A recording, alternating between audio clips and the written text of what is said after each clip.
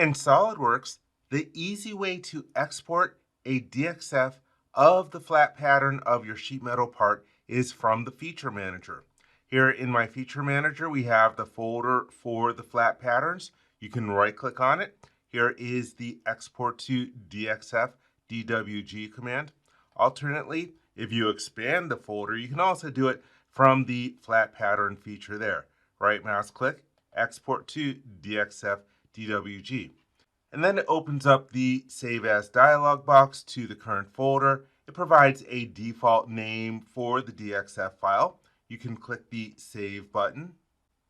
And then we have our DXF DWG output dialog box. Here we are exporting sheet metal, but there are a couple other choices for faces, loops, and edges, and annotation views.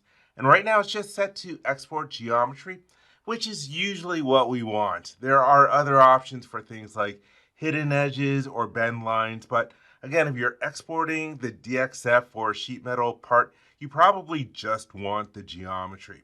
And you can change the output alignment, location, source, and here we have the option to export to a single file. I will click on the check mark in order to export it. And here we have a preview of the DXF file with the origin. I am happy with this. I will click the Save button. And then we can hit the X to cancel out of the DXF DWG Output Property Manager.